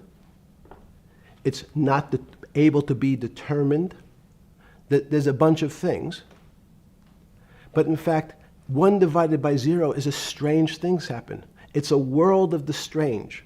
And what I'll explain to you after is that when you get 1 divided by 0, you get into a world we don't know what happens. The answer is it's not explainable. We can call it things like undetermined. We can have a convention to say it's X, Y, or Z. But in real life, we don't know what happens when you are actually at the limit. So Newton thought the same concept is that the limits were God. You got close to God, but you could never be God. He had this sort of religious interpretation. Okay, I want to go back to Newton. Why is Newton such a big dividing line in mankind's history? What is it about Newton? What is it about what he's trying to solve? What did they not know beforehand? And because we live to a degree in a Newtonian universe, although I realized later it was subparticle atomic physics, but at least for a while it was Newtonian. So what's the dividing line? Why is he so important? Why is he an inflection point in mankind's movement from the swamp to the stars? It's a great question. Stars was by Kepler. What Newton starts to allow us to do is to make accurate predictions. Remember that we've talked about that with money, about the things in our physical world, how cars, but he didn't have cars, how horse carriages moved, how bowling balls moved, how pool cues and pool table balls. Had people tried to solve that before Newton? Many tried it? Heraclitus or Plotinus, Pythagoras, had these greats that we hear about, had they tried to solve the same problem? Not the same problem. They tried to again, what Pythagoras does, he starts to figure out this relationships in triangles. For example, everyone knows the a squared plus b squared is equal to c squared. That Pythagorean theorem, which is basically says these shapes in a triangle, each side of the triangle has a fixed relationship with the other two sides. That's strange.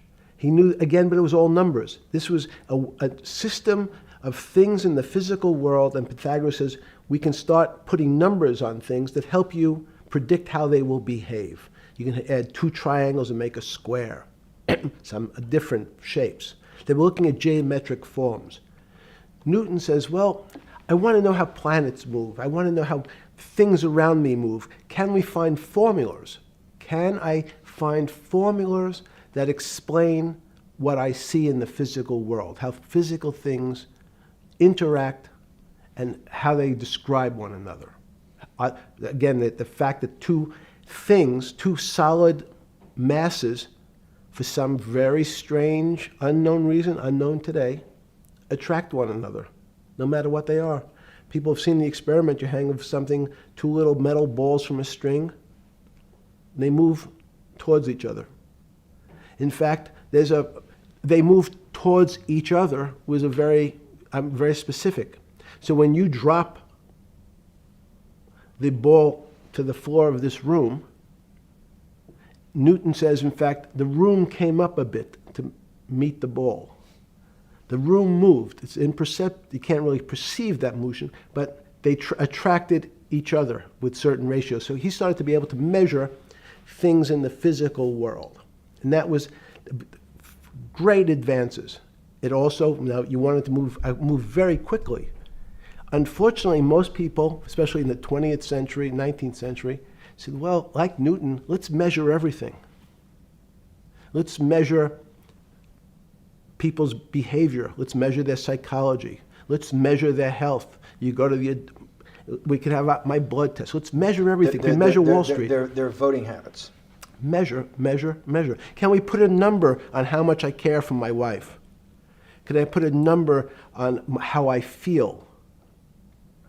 And we tried, unfortunately, we try to mathematize the finer things in life, and then recognize that there's things that unfortunately just fall outside. Schrodinger wrote a very famous book about what is life. He was trying to figure out a way, can he describe the difference formulaically between things that are alive and things that are dead? The answer is no.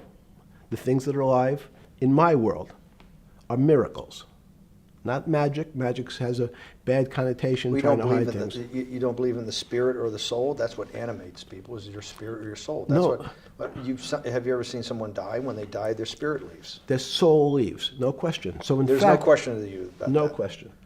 There's no question to you that there is some animating life force within us that leaves when you're dead.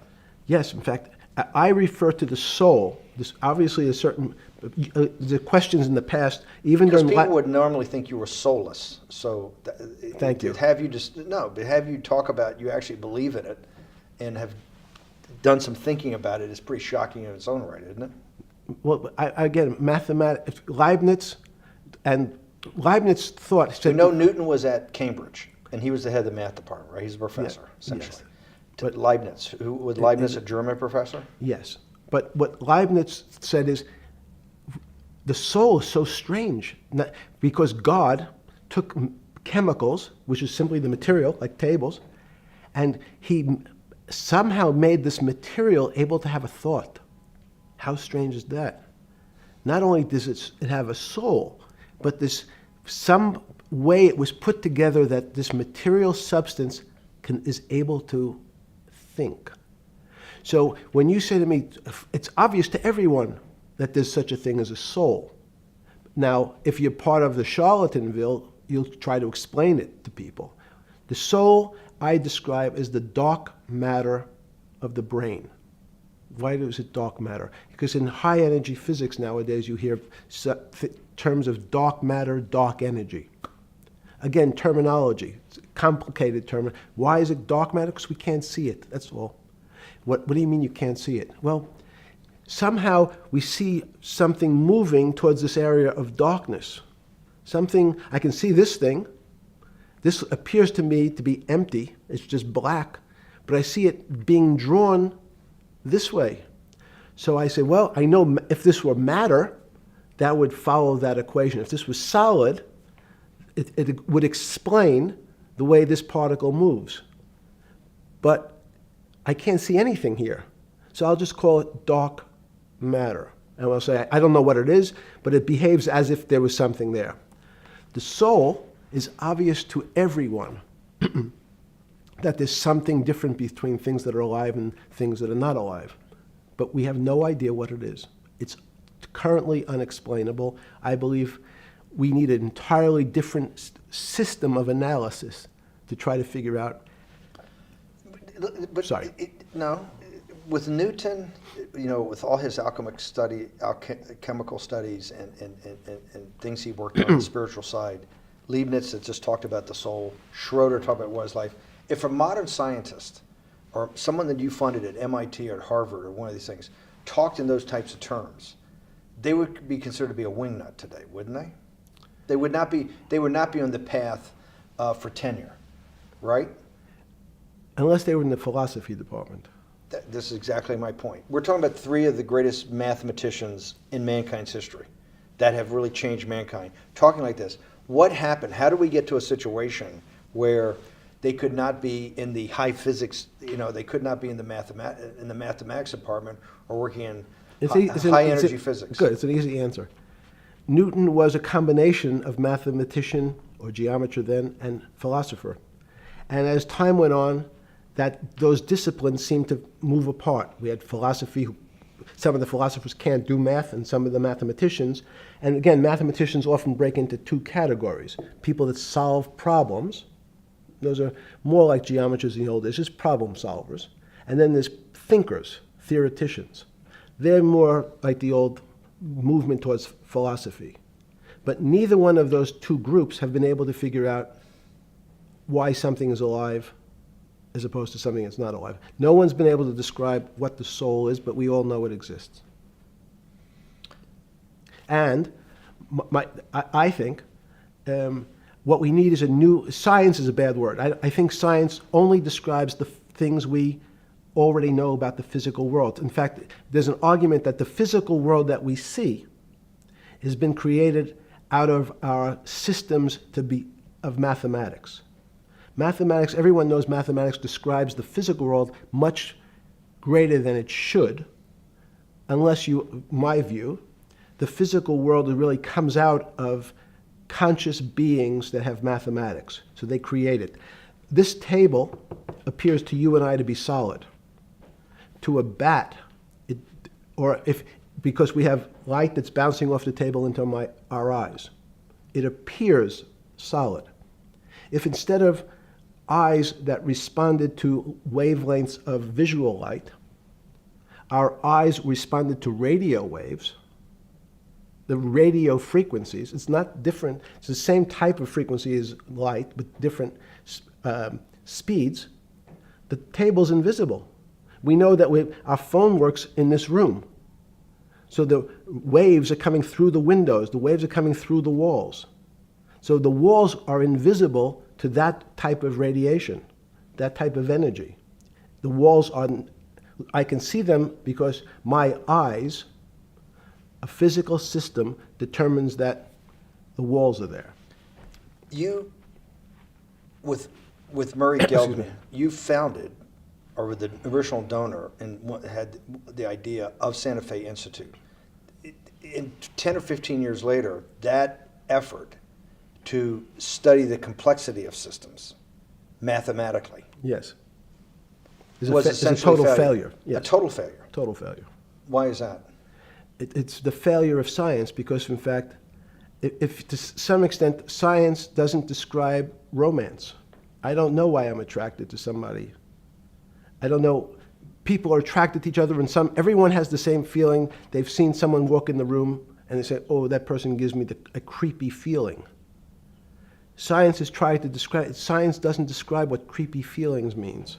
They just know it's a creepy feeling. I think women as I said the last time, have an intuitive sense. What is intuitive? They have intuition, they have feelings, and they're able to deal in the realm of things that men, especially men like myself, find unexplainable. Women have intuition, men see things a bit differently. Men want to measure everything. Women are not really that interested in measuring. In what you're saying in macro terms, you actually think science, mathematics, maybe ultimately technology is moving to that more intuitive. I think science and math are old-fashioned. And unfortunately, people are still taught that they have to learn algebra in school and certain things in school, as opposed to learning to have an emotion. Is this what Larry Summers was trying to get at? Maybe he didn't say it perfectly enough, but what he was trying to get to in that system, the systems we study today, the way mathematics is either taught or understood, that women just haven't gotten up to the highest realms of engineering or physics or mathematics because of that. And you're actually implying that there's a either new branch of science, or we've hit an inflection point like in Newton that's going to go in a Newton took mankind in a different direction because he was able to measure. Then you had subatomic, non-Newtonian physics later. Are you saying that you think there's another developing field that's coming up that may take us, I don't know how many decades to get our hands around, but that's what's evolving out of this? Yes. Yeah. In fact, I think that mathematics, it's not the end of science. Every year someone says it's the end of, we can't discover everything. There's lots to discover with relationship to the physical world, but we know a lot already. In respect to the unexplainable world, we almost know nothing.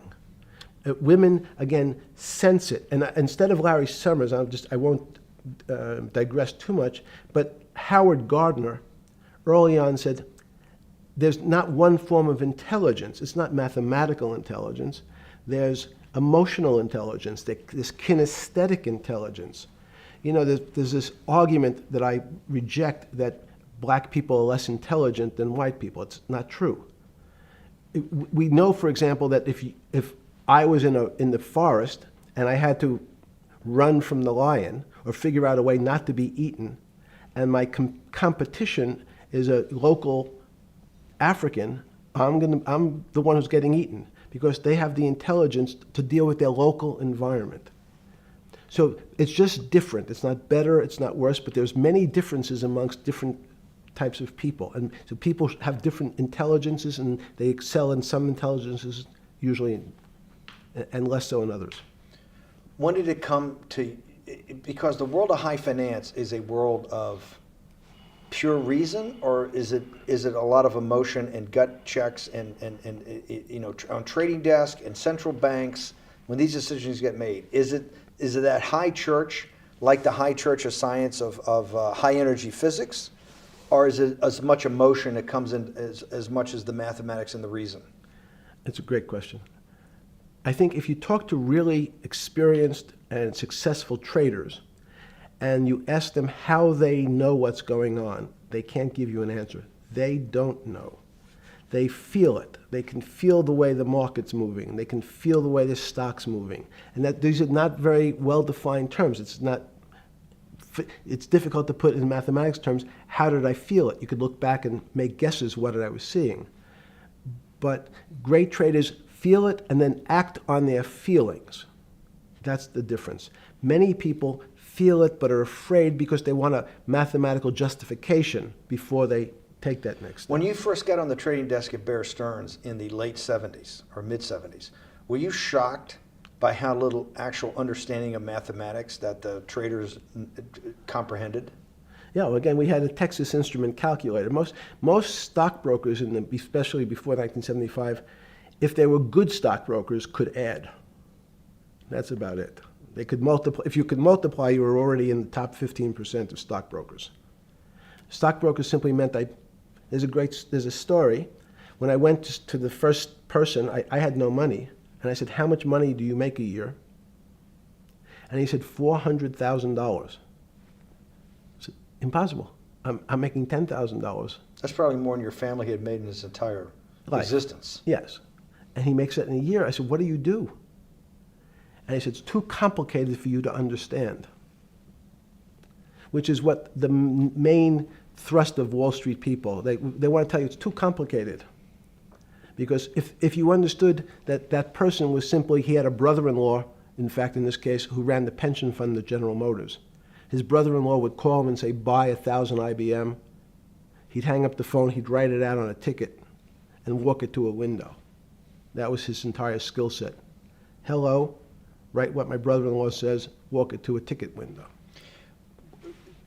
Give me an example when you were on the trading desk in the early days of Bear Stearns of a time that you felt either complete uncertainty or you saw total panic, where something was happening that people couldn't foretell and that they were like in an airplane cockpit where it's going wrong. Walk us through that. In 1978, I think it was, across the news wires, there had been a collapse of the currency in Thailand. On the other side of the world, had no relationship to me. I wasn't sure where Thailand was. But the fact that a currency, a country's money, had all of a sudden dropped tremendously in value, affected the rest of the world's markets. And people panicked because they'd never seen that before. A very small part of a very complex system had a shock throughout the whole system. So prices on Park Avenue apartments, the bond markets, the stock markets, every started to gyrate. You know, there's an old mathematics expression that if a butterfly wings in Mexico make the wrong turn, it spins out, and eventually, by the time it gets to Canada, it turns into a tornado. So these are part of complex systems. So yeah, Wall Street in certain parts. Santa Fe Institute was supposed to actually come up with a formula for that, for the butterfly wings. Why in 15 years did you reach the end of at least that experiment? Every attempt to, that's why it's so exciting now, because I think certain people are starting to realize that there's so many things that are unexplainable that we have to think about them differently. Music is a great example. It's a common man's example. You know when you hear a certain song, it makes you feel a certain way. How does it do that? We don't know. We can't mathematize it. And even that music, Steve, nowadays we compress music. When you have a violin, it's compressed onto your iPhone. So what does compression mean? I'm taking lots of information and I'm cutting it into lots of pieces and squishing it together. And when I squish it or compress it, I have to take out lots of pieces, but I say that they're not very important pieces. It's those pieces that we take out when we compress data, to me, are the most interesting parts of life. You just said a while ago, part of this new search for science may go back to when people were actually talking about a soul, and you said there's no doubt in your mind that there is a soul. Describe for me what you mean by that. What do you mean by soul? What do you mean soul different than the physical analog body that we're seeing on film right now? It's difficult to describe in words. I mean, I'm not a poet. Poems get a little closer to what that really means. But even the concept of what is life becomes complicated when you deal with plants and seeds. Is a seed alive? I don't know.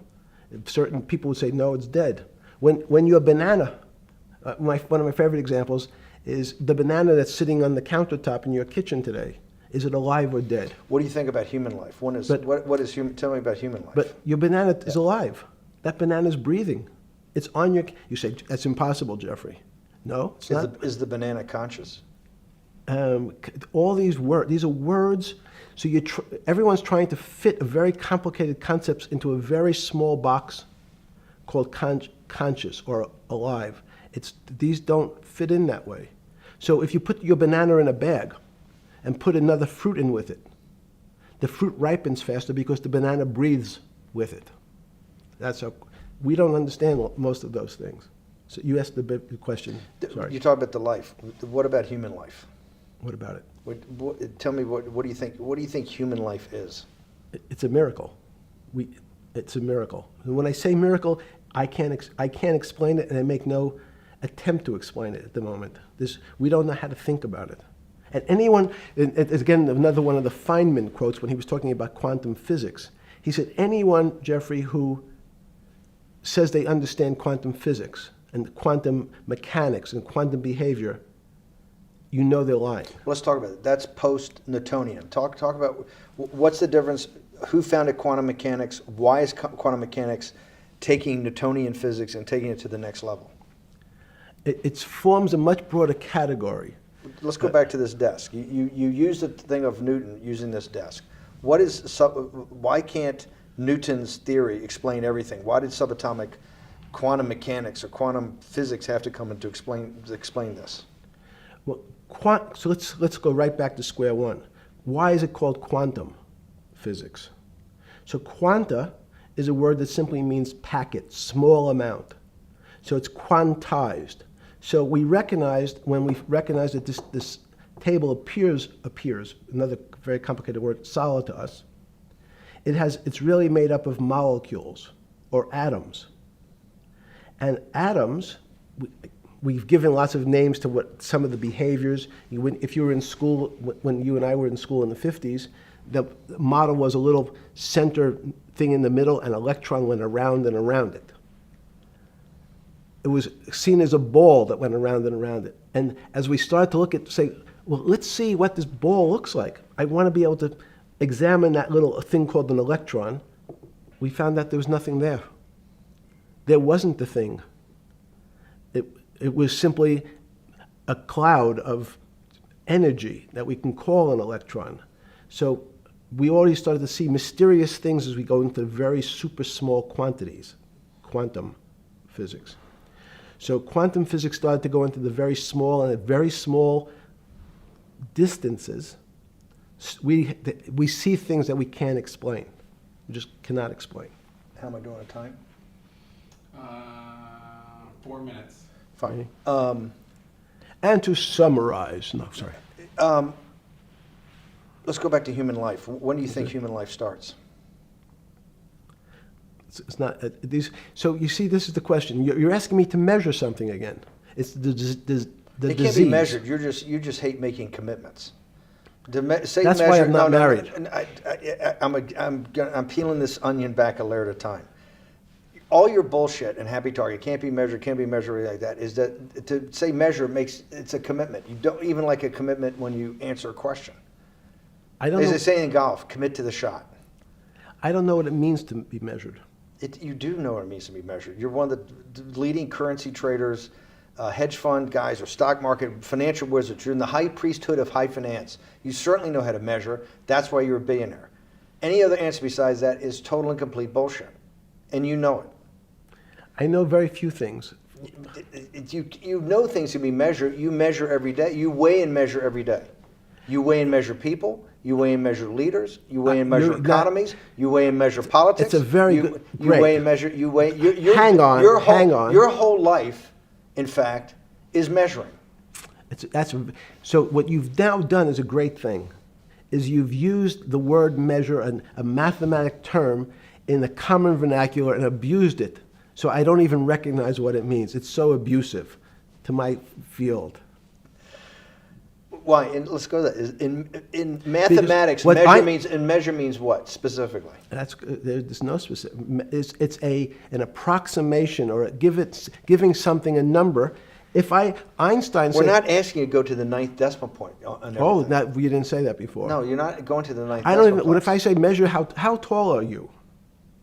You'd say, in your case, 6 foot. 6 feet. But is it 6 foot 1 inch? Give or take, between 5'11" and 6 feet. But what's that? So the question is, I want an accurate. I got Zeno's paradox. I don't even know what it means to measure you. Am I measuring the top of your hair, the top of your skull? The finer, the more. You're being rabbinical. This is like. I shaved my beard off. I used to be rabbinical. No, my point is, isn't that going through the Torah where you're parsing every definition? No, so, however we broadly define measure, your life literally is about measurement, is it not? It's about putting numbers on things so that I can try my best. That you can call it whatever you like. If that Well, that what do makes you ca- feel what- better. What do you know? No, Because I I'm wanna trying to make you relate it happy. back to your scientific inquiry. No, even a number. People don't. A number is a complicated When did thing. you come? When did you come to this When did you come to this aha moment? Was when it was in your solitary confinement, when the biggest financial crisis in world history was going on, in your 7x9 jail cell with your metal bed and your two brushes because you were a trustee with the brown uniform on, trustee spelled wrong. Is that the moment of clarity that you had about science and Newtonian physics and everything that we can measure is really not going to be the way we go forward? It's going to be much more esoteric, emotional intelligence thing. Was that your moment of clarity? I wish it was, because it would make such a great story for this interview, but it's not. It's the fact that I lead such a privileged life to come across But when did you? If it didn't happen then, when did it? Or did it happen before? I was then? going to hopefully Okay. get to the. Okay. I'm in a privileged position to have some of the world's smartest people come to my house and tell me what they think about different subjects. And I finally realized that the thing that they had most in common was there was this area, no matter how smart they were, that when I asked them the questions, they said they'd have to resort to a 500 or 1,000-year-old response to that question, which was, I don't know. You know who else found that out? Socrates. That's what Socrates kept doing, right? Socrates kept asking all the experts. He would go through, question after question after question, and realize at the end they didn't really know. They really didn't basically understand what they were talking about. And one of the things that people won't enjoy, it turns out that potentially one of the bad things to teach children is how to write. Writing, reading, and arithmetic was supposed to be, everyone's supposed to be taught. But writing forces you into a very narrow channel of thinking. You have to write in a certain form, in a certain way, in a certain linear pattern. So your thinking becomes somewhat narrow. The reason I brought up writing is one of the recent discoveries of mine with respect to Socrates, Plato, and Aristotle is they never wrote anything. They spoke, and people around who could write wrote. Socrates could think. So that was. Jesus of Nazareth was the same way, right? Never wrote anything. I thought he was a carpenter. He was a carpenter. Didn't he need like a little carpenter's tonight? I don't want to get that. But at least his written record. Right. One last thing. Sure. Thank you for having me to your house.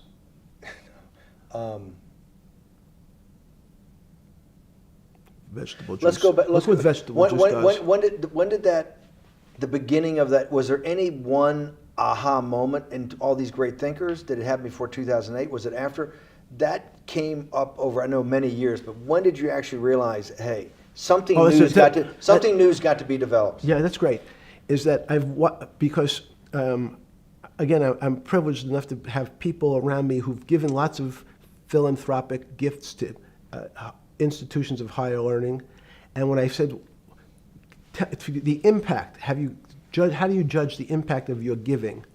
And we sat down and said, no really new ideas have come out. And I realized that, of course, it hasn't come out because we've been looking at using science and mathematics, and it's the wrong tool. It's obvious.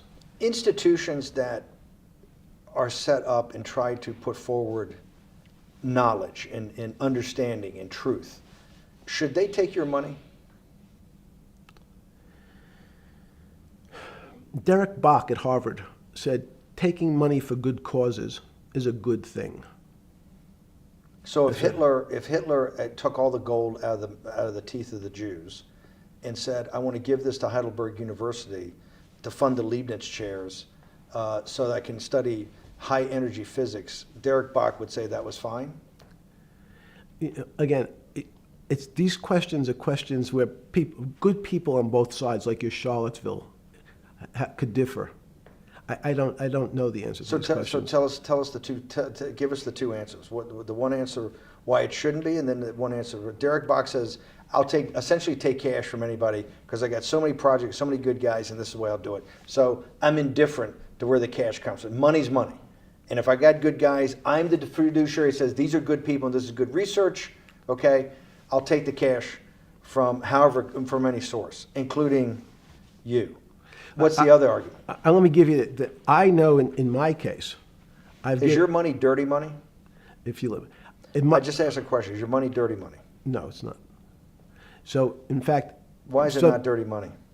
because I earned it, But you earned it. I earned it legally. We went back to this before. You earned Yes. it. You earned it advising the worst people in the world, right? That do enormous bad things, and just to make more money. So instead of asking me the question, should you take the money? Because I think it's a legitimate question. Do you think it's a legitimate question? Yes, no Why? question.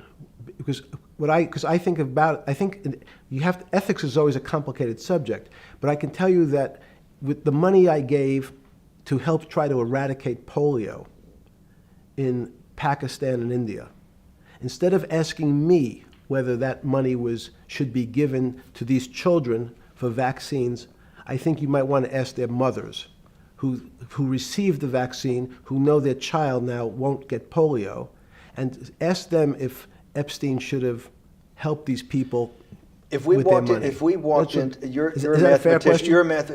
You're a mathematician. If we walked into that clinic where they're giving that money out to these people that are in the most dire straits of poverty and sickness, and told them that the money was coming from class 3 sexual predator? Tier 1. What's tier 1's the highest and worst? No, I'm the lowest. I'm the lowest. You're yes. the lowest. Okay, tier 1, you're the lowest. But a criminal. Yes. That the money came from them. What percentage of people do you estimate? I understand you don't like probabilities. Do you estimate would say, I don't care, I want the money for my children?